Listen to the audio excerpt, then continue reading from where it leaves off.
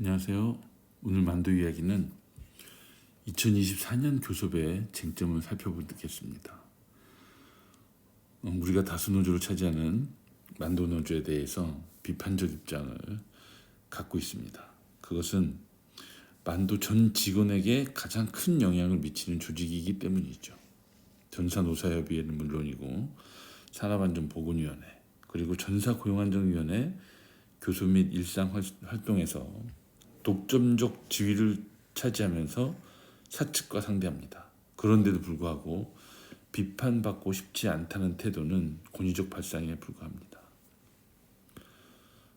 이번 교섭 쟁점 중에는 정년 연장의 양면성을 보고자 합니다. 정년이 연장될 것인가 아니면 촉탁직으로 재입사 방식이 될 것인가, 사실 이게 관건이죠. 신규 채용이 지속된다면, 계속 이어진다면 보다 자유롭게 검토할 수 있겠지만, 신규 채용이 없는 상태에서 촉탁직은 개인적으로도 그렇고 노동조합에게도 도움이 되지 않습니다. 또 다른 측면에서 정년 연장은 평생 노동시간을 늘리는 문제입니다. 노동조합이 과연 권장할 일인가라는 문제의식이 남죠. 프랑스에서 연금 100%를 받기 위한 보험료 납입 기간을 42년에서 43년으로 늘리고자 정년을 62세에서 64세로 늘리겠다는 이 방침에 대해서 전 국민적 반대가 심했던 경우가 좋은 사례입니다. 그럼에도 불구하고 우리도 연금 수급 시기가 65세로 늦춰지면서 5년의 공백이 생기지 않습니까? 그래서 정년 연장도 무시할 수는 없다, 이렇게 보여집니다. 기아차와 동국제강을 비교해 보겠습니다. 기아차는 베테랑이라고 해가지고 촉탁직 2년까지 허용됩니다. 현대차는 아직 1년입니다. 1년. 근데 이제 비조합원이고 연봉도 약 70%에 불과합니다. 동국제강은 정년 62세고 조합원 자격이 유지됩니다. 61세는 임금 10% 삭감, 62세는 동결, 이 조건이죠. 이 비교를 통해서 우리는 촉탁직을 반대한다는 입장을 분명히 합니다. 왜냐하면 비조합원으로 사측의 눈치를 봐야 하고 노동조합 조직력에 도움이 되지 않기 때문이죠. 사측의 눈치를 보는 대표적 경우가 뭐냐면 1년에도 한 4번 정도, 3번에서 4번 정도 계약서를 다시 쓴다고 합니다. 기아 같은 경우에. 그러면 사측 눈치를 계속 보면서 생활해야 되는 그런 불편함이 있겠죠. 일의 뜻무시 아닌 곳으로 가기도 하기 때문에 문제가 좀 있는 걸로 보여집니다. 전체 조합원 동지들도 촉탁직이 아니라, 비조합원이 아니라 조합원으로서의 정년 연장을, 또 비정규직이 아닌 정규직으로서의 정년 연장을 원하고 있다는 점을 우리는 분명히 하고, 또 이런 입장으로 교섭에 임해야 될 것입니다. 단체 행동권을 되찾는 그날을 위해서 우리는 존재합니다. 2012년 직장 폐쇄 이후에 현장 조직이 유명무실해진 지금 다수 노조에 대한 비판의 목소리는 오직 만두지부의 역할입니다. 만두지부는 왜 다수 노조를 비판하는지, 그것을 통해 우리는 무엇을 얻으려고 하는지 2012년 이후 활동을 통해서 확인해 보겠습니다. 굳이 우리가 이런 얘기를 하는 이유는 만두 노조가 만두지부에 대해서 왜 이렇게 비판을 하느냐라고 묻기 때문입니다. 그러면 우리는 2012년부터 어떤 활동을 했을까요?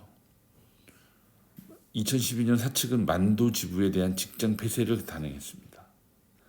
이렇게 해서 조합원 동지들을 압박한 거죠.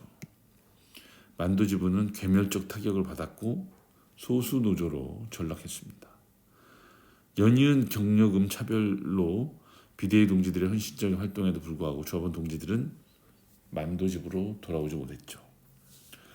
그래서 2013년부터 2020년까지 돌아보니 정무원 회장의 한라건설 우회 지원 비판, 배임 혐의 고발까지 있었습니다.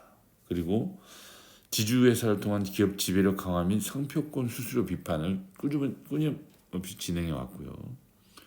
결정적인 것은 통사임금 소송의 역할을 해서 통사임금 소송으로 단번에 전체 조합원 동지들한테 큰 임금성 혜택을 확보했죠. 이처럼 어느 순간도 사측과 치열하게 대립하지 않은 적이 없습니다. 이것을 2020년까지 우리가 진행해 왔다 이런 거고요. 2019년 만도노조의 규약이 변경되죠. 그래서 만도지부 조합원 동지들의 다수가 만도노조로 가면서 더욱 소수가 됐습니다. 당시 만도노조로 간 동지들이 어떻게 선거에 임하면서 집행부가 됐죠. 그리고 그 동지들은 만도지부에서 만도노조로 가입할 것을 제안하기도 했습니다만 우리 만도지부만의 역할이 따로 있습니다. 그것은 바로 단체 행동권을 복원해야 한다는 그런 사명감이죠. 들어와서 하라고 얘기하지만 그것이 그렇게 간단치 않습니다. 우리는 전체 조합원 동지들에게 이 단체 행동권의 복원에 나서자고 제안하고 그 활동을 하고 있습니다. 이 노동조합에서는 이 조합원 수가 매우 중요합니다. 왜 중요할까요? 단체 행동권을 행사할 수 있기 때문이죠.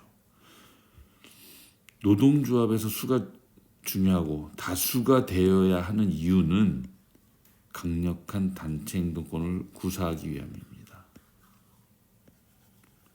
단체 행동권을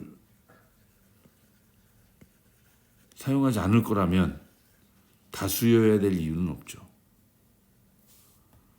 그래서 만도노조는 만도지부에게 얘기합니다. 만도지부가 앞장서 선도 투쟁하라. 하지만 다수노조가 투쟁하지 못한 핑계를 소수노조에게 떠넘기는 얘기입니다. 그 얘기는. 사측의 탄압으로 금속노조 만도지부가 극소수가 되었다고 해서 없어져야 되는 건 아니죠. 오히려 탄압에도 불구하고 굴하지 않는 존재로서 존재가 저항으로 존재 자체가 저항임 굴하지 않는 존재로 또 전체 조합원 동지들 믿고 노동조합의 생명과도 같은 단체 행동권 회복을 위해서 노력하는 것 이것이 우리가 바라는 희망입니다. 그리고 이런 희망은 작년과 재작년에 쟁여행위 찬반 투표에서 전체 조합원 동지들이 압도적 찬성으로 보여줬습니다. 하지만 보이지 않는 장벽이 쟁여행위를 가로막은 겁니다. 그 장벽을 우리는 사측의 통제력이라고 부릅니다. 2012년 직장 폐쇄로 5명의 동지들이 징계를 받았죠. 그리고 그 징계를 받은 사람들이 가장 큰 피해자인 줄 알았지만 지난 12년의 성찰을 통해서 가장 큰 피해자는 전체 조합원 동지들이라는 것을 지난 철회 노동자를 통해서 밝혔습니다. 간곡하게 동지들이 가장 피해자입니다. 그리고 그때 당시 집행부로서 조합원 동지들이 피해자라는 것을 간곡하게 밝히는 것으로 우리의 심정을 전했습니다. 하지만 이 징계자와 전체 조합원 동지들이 피해자인 것이 분명함에도 불구하고 사과를 요구하고 있죠. 만도노조는. 그렇다면 피해자들은 분명한데 가해자가 누구인지 우리는 되물어야 되지 않을까요? 과연 가해자는 누구이고 사과를 촉구해야 될 대상은 누구인지 되묻는 것으로 사과를 대신할까 합니다. 이상입니다.